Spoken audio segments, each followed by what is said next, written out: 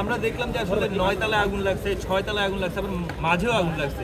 Short সার্কিটে তো আসলে এই ধরনের আগুন না, শর্ট সার্কিট এটা করে না, এটা কোনো পরিকল্পনা আছে, এটা পরিকল্পিতভাবে কোনো আগুনটা লাগাইছে। ভিতরে কি পরিস্থিতি দেখেছেন আপনি? ভিতরে যত নথিপত্র আছে এটা পুড়ে গেছে।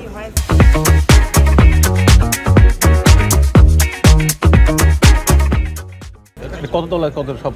এখন মোটামুটি সব জায়গায় এটা আগুন মনে করেন খুব যেখানে যেখানে গেছে সব জায়গায় পুড়ে গেছে। আমরা সব তো এখনো আইডেন্টিফাই করতে পারি না, আমরা করব, টাইম টু টাইম করব। আমাদের টিম এখানে আছে, আরও থাকবে এবং কাজ করতেছে আমাদের নৌবাহিনীর টিম। ভিতরে ঢুকে কি দেখে মনে হলো এটা নাশকতা হতে পারে?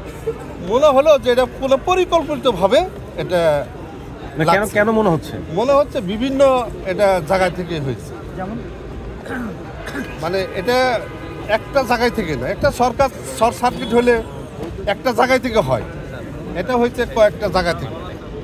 ধন্যবাদ।